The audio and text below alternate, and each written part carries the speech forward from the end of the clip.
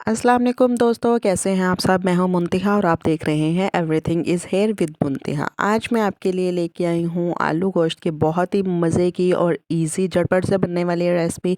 ये उन लोगों के लिए है जिन्होंने कुकिंग को बहुत मुश्किल बना दिया हुआ है। जी हमसे कुकिंग नहीं होती, ये बहुत मुश्किल काम है। तो ये आज आपको मैं इतना ईजी वे इसका बताऊँगी कि आपको कोई मेहनत नहीं करनी पड़ेगी और आपकी हंडिया भी, आपका सालन भी बन के रेडी हो जाएगा।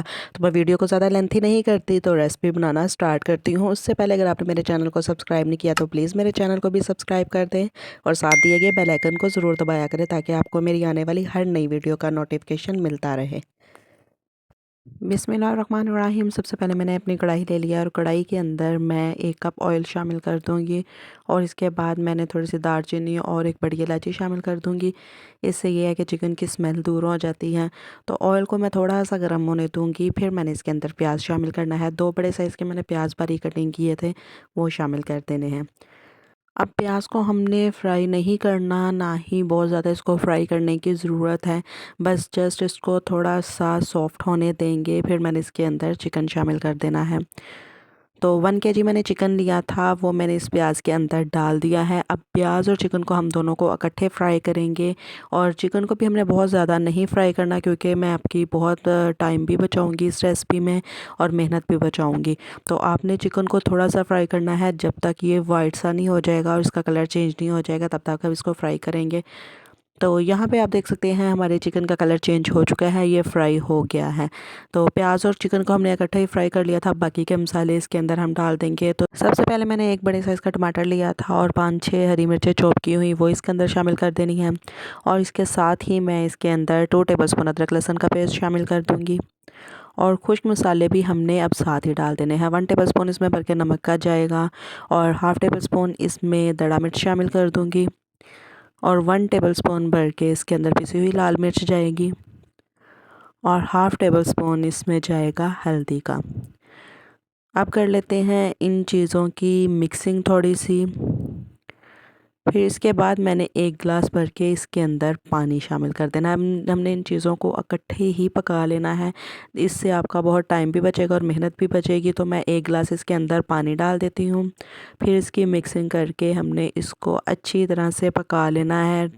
1 गिलास पानी इसको पकाने के लिए काफ़ी होगा, क्योंकि चिकन को भी हमने थोड़ा सा पहले फ्राई कर लिया था। तो मैंने इसकी कर दी है बहुत अच्छे से मिक्सिंग और अब मैं फ्लेम को कर दूंगी मीडियम।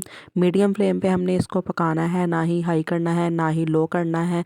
हाई फ्लेम पे पकाएंगे पानी बहुत कम है तो ये जल जाएगा, इसलिए मीडियम फ्लेम पे हम इसको पकाते हैं। मिक्सिंग कर ली है मैंने और ढक्कन दे के मैं इसको छोड़ देती हूँ। तो यहाँ पे 6 से 7 मिनट लगे थे और हमारा चिकन माशाल्लाह से गल चुका है। मसाले भी बहुत अच्छी तरह से इसमें गल गए हैं और पानी भी देखें एक हिसाब का वैसे ही है। बाकी के मसाले हमारे बहुत अच्छी तरह से घुल गए हैं, इसके अंदर मिक्स हो गए हैं। अब हमने इसकी थोड़ी देर के लिए कर लेनी है बुनाई। बुनाई मोस्ट इम्पॉर्टेंट चीज़ है हमारी हंडिया के लिए, तो अब मैं इसकी अच्छे से बुनाई कर लूँगी। तो यहाँ पे मैंने इसकी बुनाई कर ली है 4 से 5 मिनट अच्छे से। अब इसके अंदर मैंने आलू शामिल कर देने हैं। हाफ़ केजी मैंने आलू लिए हैं, इनको मैंने क्यूब्स में कटिंग कर लिया है। आप अपनी मर्ज़ी से कटिंग कर सकते हैं इसकी। अब आलूओं के साथ हमने इसकी बुनाई करनी है 5 मिनट, पूरे 5 मिनट हमने इसकी बुनाई करनी है ताकि आलूओं के अंदर भी हमारे चिकन और मसाले का फ्लेवर चला जाए।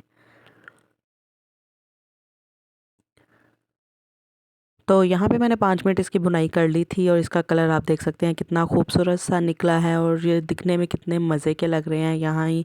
लेकिन हमने इसका शोरबा बनाना है तो उसके लिए मैं इसके अंदर पानी डालूँगी। पानी आपने अपनी मर्ज़ी से डालना है जितना आप शोरबा बनाना चाहते हैं।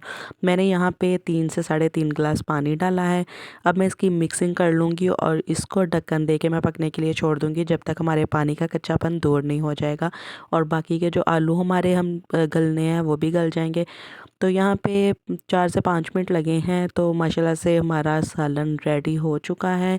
मैंने बीच में 1-2 बार इसको देखा भी था और इसके अंदर मैंने थोड़ा सा धनिया भी डाल दिया था इसकी फ्लेवर और खुशबू के लिए। तो यहाँ पे मैं 1 टेबलस्पून भर के इसके अंदर पिसा हुआ गरम मसाला शामिल कर दूँगी। इसके बगैर भी हमारी हंडिया का कोई टेस्ट नहीं आता और ना ही कोई खुशबू आती है। मैं इसकी मिक्सिंग कर देती हूँ ताकि इसकी खुशबू और फ्लेवर इसके अंदर चला जाए। तो आपको डिश आउट करके मैं अपने सालन की फ़ाइनल लुक दिखाती हूँ। तो माशाल्लाह से ये है हमारे आलू गोश्त की फ़ाइनल लुक। बहुत ही मज़े का, बहुत ही डिलीशियस ये रेसिपी हमारी रेडी हुई है। बहुत इजी था इसको बनाना, जिसको खाना बनाना नहीं भी आता वो भी इस वे से बनाएगा तो उससे बहुत अच्छा बनेगा। तो अगर आपको मेरी ये रेसिपी अच्छी लगती है तो उसको लाइक एंड शेयर ज़रूर कर दें और मुझे कमेंट में भी बताएं, और प्लीज़ मेरे चैनल को भी सब्सक्राइब कर दें और साथ दिए गए बेल आइकन को ज़रूर दबाया करें ताकि आपको मेरी आने वाली हर नई वीडियो का नोटिफिकेशन मिलता रहे। तो जिन्होंने मेरे चैनल को सब्सक्राइब कर दिया है उनका भी बहुत ज़्यादा शुक्रिया। तो मेरी नेक्स्ट वीडियो तक के लिए मुझे दें इजाज़त। दुआओं में याद रखिएगा। अल्लाह हाफिज़।